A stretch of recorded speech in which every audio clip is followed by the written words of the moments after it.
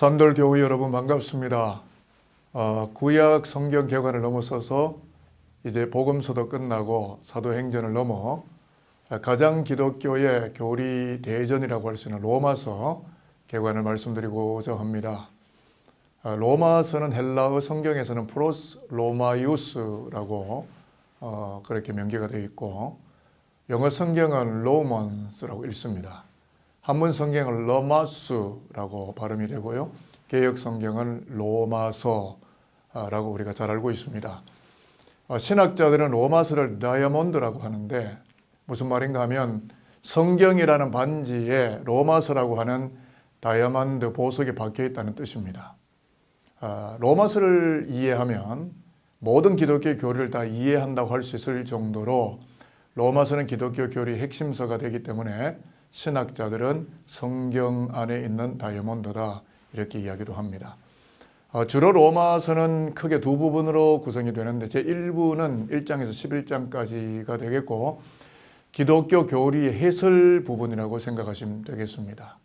2부는 12장에서 16장까지가 되겠는데 기독인들이 세상 속에서 살아가는 실천 윤리를 다루고 있다고 보시면 되겠습니다. 잘 아시는 종교개혁자 루터는 이신칭의의 교리를 로마서에서 깨달았다는 것이고, 바로 이 로마서가 루터 신학의 근간이 되어졌고 종교개혁의 요체가 되었을 만큼 로마서는 기독교 구원론과 그리고 교리, 생활윤리의 본질을 기록해 놓은 신학의 대전이다 이렇게 생각하시면 좋겠습니다. 로마서의 저자는 이미 우리가 잘 아는 것처럼 사도 바울이 되겠습니다. 그리고 로마서의 원수신자, 즉 대상자는 로마 교회가 됩니다. 로마 교회가 언제 정확하게 생겨났는지는 아무도 모르지만은 유세비우스를 비롯한 초대 교부들의 이야기를 빌려온다면 글라우디오 황제 때 베드로가 로마로 건너가서 교회를 개척했다고 주장을 하기도 하지만 뒷받침될 만한 충분한 근거나 기록은 없습니다.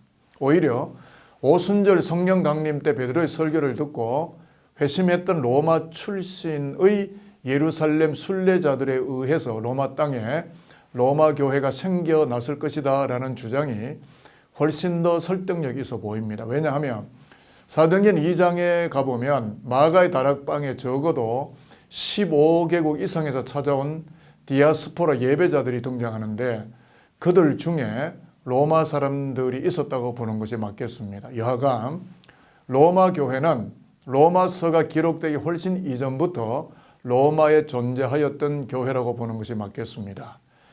그러면 로마서는 어디에서 쓰여졌을까? 저작 장소인데요. 바울은 로마서를 고린도에서 기록을 하게 됩니다. 로마서 16장을 보면 바울이 로마 교회에 보내는 인사 편지에서 고린도 교회 교인인 베베를 말하면서 베베에게 이 로마서를 전달하라고 시키는 내용들이 나오죠. 베베가 누구냐? 여자 집사인데 고린도 교회 교인입니다. 그리고 바울이 로마서를 쓸 때 머물렀던 집주인의 이름이 가이오였는데 가이오가 또 누구냐면 로마서 16장 23절에도 나오지만 고린도전서 1장 14절에서도 나오고 있는 이름인데 바울이 고린도에서 복음을 전하고 세례를 베풀 때에 회심하게 된 고린도인이었습니다. 그렇기 때문에 로마서의 집필 장소는 고린도였다라는 것을 성경 스스로가 우리에게 알려주고 있는 겁니다. 그러면 로마서는 언제 기록되었을까 하는 건데요. 역사적 기록과 정황으로 본다면 로마서는 AD 57에서 58년 어간에 고린도에서 기록이 된 것이라는 것이 역사적 사실이고, 바울이 AD 58년 봄경 오순절에 고린도에 3달간 머물고 있는 동안에 로마서를 집필하게 되었고 여집사 베베를 통해서 로마 교회로 전달을 하였다고 보시면 되겠습니다. 그러면 궁금한 거 있습니다. 로마서가 왜 기록되었을까? 기록의 목적인데요. 로마서의 기록 목적을 알아가기 위해서는 로마서가 기록되던 당시에 특수한 역사적 상황을 알아내야 합니다. 바울이 종말론적인 선교를 완성하기 위해서 목숨을 다하여 가려고 했던 최종의 행선지가 스바나, 즉 스페인이었는데 로마는 스바나로 가는 길에 3분의 2 지점에 놓여 있는 국가였기 때문에, 그래서 로마서 15장 24절 혹은 28절에 보면 바울이 로마 교회에게 뭐라고 이야기를 하느냐 하면 지나가는 길에 로마를 방문할 것이다 라고 말하는 것을 우리가 보게 됩니다. 무슨 뜻이냐면 로마서는 로마 성도들로 하여금 바울의 스페인 선교 방문을 준비하도록 하려는 선교적 목적이 담겨 있기에 기록되었다, 이렇게 보시면 좋을 것 같습니다. 그러나 또 한 가지 중요한 이유는 내적인 문제인데 로마 교회가 가지고 있는 갈등 구조 때문입니다. 로마 교회는 유대인, 이방인들로 구성이 되어 있는 교회고, 특별히 이방인들이 다수를 차지하고 있던 혼합 공동체고, 거기는 종이라든지 노예들도 있었습니다. 자, 그런데 로마 교회의 본질적 문제는 뭐냐면 서로 다른 종족과 문화 때문에 나타나는 갈등 문제라기보다는 그것을 뛰어넘어서 구원론에 대한 서로 다른 신학적 이해 때문에 나타나고 있는 갈등 문제라고 보는 게 맞습니다. 이런 문제를 알고 있는 바울은 로마 교회 성도들을 향해서 복음을 분명하게 이해를 시키고 인간을 향하신 하나님의 구원 계획과 성도로서의 마땅한 삶의 의무들을 설명할 수밖에 없었던 거죠.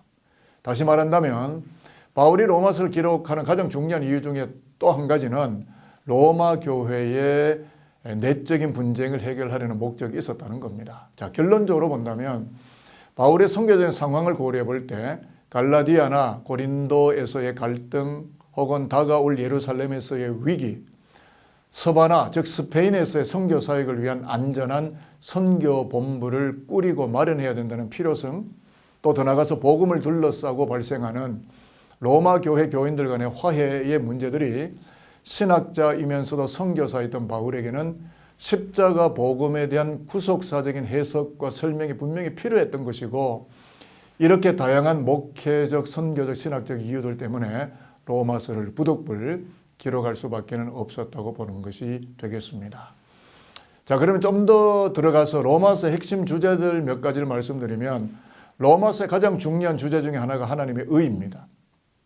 로마서 핵심 주제가 하나님의 의가 되는데, 이 로마서가 말하는 하나님의 의는 죄에 대한 하나님의 진노와 관련해서 드러나고 있는데, 예수의 삶과 죽음과 부활을 통해서 구원에 이르게 하시는 하나님의 능력이 바로 하나님의 의다라고 선언합니다. 두 번째는 하나님의 은혜가 나타나는데, 바울은 로마서 1장으로부터 3장까지 기록을 통해서 인간은 자기의 행위를 통해서 하나님의 의를 인정받을 수 없는 무익한 존재라는 것을 아주 날카롭게 지적을 합니다. 특히 로마서 3장 21절에 보면 이제는 율법 외에 하나님의 한 의가 나타났으니 그리스도 예수 안에 있는 속량으로 말미암아 하나님의 은혜로 값없이 의롭다 하심을 얻은 자 되었느니라고 외치면서 궁극적으로는 인간 구원의 필수 불가결한 조건이 하나가 있다면 하나님의 은혜로 구원된다라는 것을 강조하고 있습니다. 세 번째는 이스라엘의 회복이죠. 주로 바울은 9장, 10장, 11장, 3장에 걸쳐서 자신이 유대인이라는 것을 분명하게 밝히고 있고, 그렇기 때문에 자기의 혈육이라고 할 수 있는 동족 유대인이 하나님께 순종하지 않고 거스려 왔지만 이스라엘의 교만함과 완악한 가운데서도 남은 자를 남겨두셔야만 했고 다시 회복될 것임을 매우 확신적으로 단언합니다. 더 나아가서 이스라엘의 타락을 통해서 이방인에게 접붙임을 받는 구원이 왔다고 한다면 이제 그러한 이방인들의 구원을 통해서 이스라엘이 그것을 시기하게 될 것이고, 이방인의 충만한 수가 계속적으로 증가하고 그들이 하나님의 백성으로 가입되는 바로 그때에 먼저 선택받은 선민이 이스라엘 곧 유대인 또한 구원을 얻게 될 것이다라고 하는 유대인들의 구원까지도 외치고 있는 것입니다. 이제 마지막으로 하나만 더 중요한 이야기를 드리고 말씀을 강론을 마치겠는데요. 로마서 안에 나타나 있는 인간론이 되겠습니다. 바울은 로마서에서 인간의 본질을 영과 몸의 이분법으로 나누기도 하고 혹은 속사람과 겉사람의 이분법으로도 인간 존재를 설명합니다. 인간은 개인적인 면에서 볼 때 죄를 변명할 수 없고 윤리적인 면에서 볼 때 선을 행하는 것이 불가능한 존재고 영적인 면에서 볼 때는 하나님의 영광에 도착할 수 없는 매우 무능한 존재라는 것을 이야기합니다.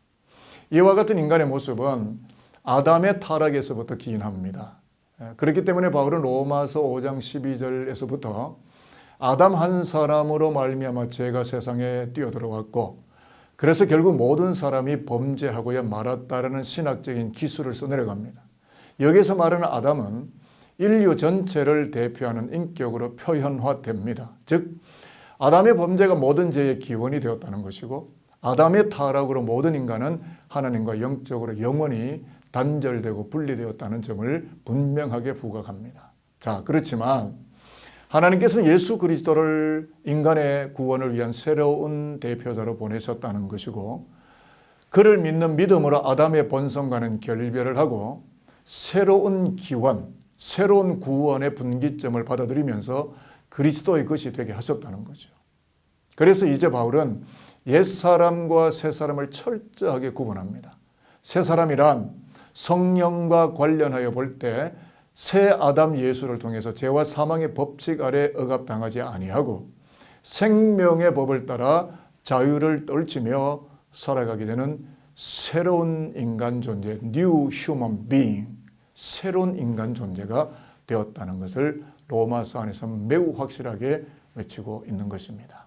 그러므로 이제 저와 여러분들이 로마서 1장에서 16장까지 읽게 됨으로써 인간의 철저한 무능과 한계점을 발견해가고 그로 인하여서 오직 하나님의 새로운 의가 되시는 예수의 십자가를 통해서 죄와 사망의 법칙을 훌쩍 벗어나가고 하늘의 생명을 살아가는 큰 자유가 우리 가운데 가득해지시기를 바라겠습니다. 그리고 피부색, 혈연, 지연, 학연, 더 나아가서 인간의 섣부른 문화 갈등이나 편견에 억눌려 살지 아니하고 통합과 융합의 십자가, 그로 인하여 복음을 이 세상에 드러내는 하나님의 신성한 복음주의자로 이 땅 가운데 영광스럽게 살아가는 크나큰 하나님의 영광이 이 복음서를 읽는 이 로마서라고 하는 큰 복음의 역사를 읽는 저와 여러분들 가운데